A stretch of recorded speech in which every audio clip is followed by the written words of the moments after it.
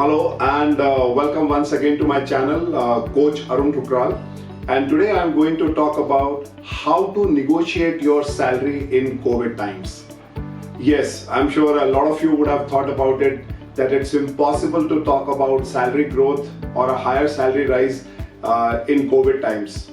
But before that, I would like to share that I'm very thankful to all of you who have gone through my previous video, how to negotiate your salary with HR in India, and because of this overwhelming response, and of course there are many queries that have come, that I'm now coming up with those questions that have been raised in the comment section, and I'm going to respond to those comment sections with this new and latest video, that how to negotiate your salary in COVID times. But before we really go into it, I would request you to subscribe my channel, like my channel, share my thoughts if you find that these are really relevant and are making sense to you. So let's come to our core topic, that how to negotiate your salary in COVID times. Well, even thinking about COVID times and talking about a job and then reaching to a stage of negotiating salary is itself sounding something very big. Well, let me tell you that in my experience, there are a lot of people who are already undergoing a lot of interview process. They are getting decent hikes. They are getting their desired hikes, as long as they know that how to do it, when to do it, where to do it, and with whom to do it. So to make things simple, let's first understand that anywhere when we reach a stage of negotiating your salary, it means that you have crossed the basic lines of your interview. And I'll come straight to the point where I repeated in my previous video also, that the entire crux of the matter lies on how you sell yourself. If you are able to sell yourself very well during the interview process and you have made an impact, then I'm sure that you are sitting across with the HR in the last stages of your salary negotiation. Now, what are the preparation that you need to do to make yourself sellable or make yourself worth to the organization? That is the key point that I'm going to talk about. So let's get back and let's understand at the first stage itself, and I call it as the planning stage. Now in this planning stage, the first and the foremost thing that I think that everyone should do is they should first of all revisit their resume, CV, bio data, whatever you may call. So you have to go through your resume. You have to identify that what are you really good at, rebrush everything with respect to the content that is written, the kind of achievements that you want to highlight in the first page, so that every time when your resume is going to a hiring manager, the above hiring manager, the director, head of the department, or even the HR, everybody knows that this CV has got some content in it due to which you have made a mark during your interview. The second important area that I highlight people is go and visit your LinkedIn profile. Now, when you go and visit your LinkedIn profile, go and start putting some very clear thoughts with respect to your strengths, with respect to your areas that you have developed in the recent past, particularly during COVID times. There has been an umpteen amount of training programs, online certifications people have attended. Now, have you added those programs, those certifications in your resume as well as on your LinkedIn? If you have not done so, please do it immediately, because the moment you update anything on LinkedIn, it gets reflected to your contact list. It also shows that you are actively participating on a social media and you are available for various other discussions, and your visibility increases. The third very important area that I want you to work upon is developing and polishing your interview skills. Now, when I say that polishing and developing your interview skills, it simply means that you have to find out what are your strength areas. What are the areas that you have done well in the past 1 year, 2 years, or 3 years? What kind of strengths that has helped in creating an impact, getting you recognition, achieving those outstanding results, because all those outcomes would have come because of some strengths that you would have reflected in your work. Identify what are those strengths. Now, once you are able to do all these things in a very systematic way, they will start getting reflecting in your resume as well as on your LinkedIn profile. So if you have done your first job well, which is to sell yourself, then you have definitely secured a place to reach to the HR for the salary negotiation round. Now, don't forget that if you have done this job well and you have reached to the HR round, there are other candidates also, at least minimum one or maximum two, who would have also done well and would have reached this stage along with you.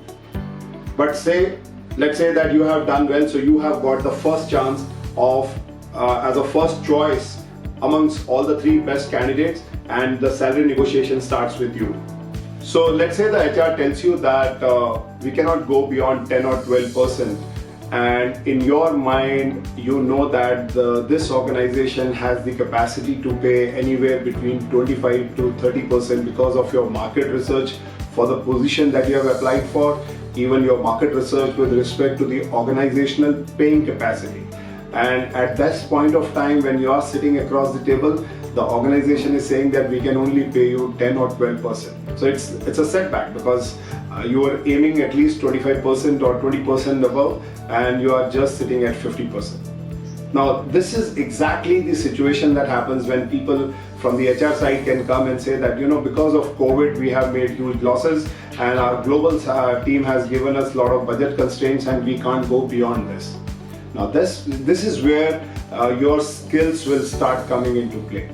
Now, there are a couple of things that I want you to pay attention to, and one by one, you can think and apply in the situation that you are in.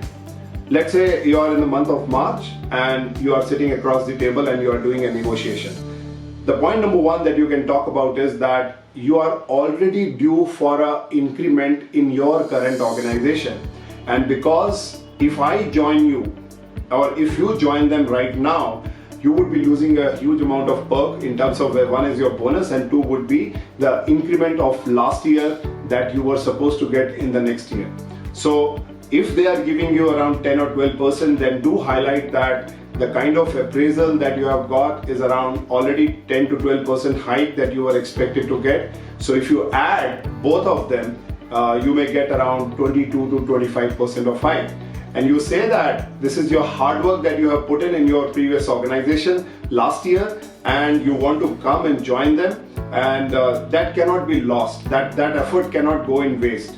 So how you can combine these two together and reach to that level?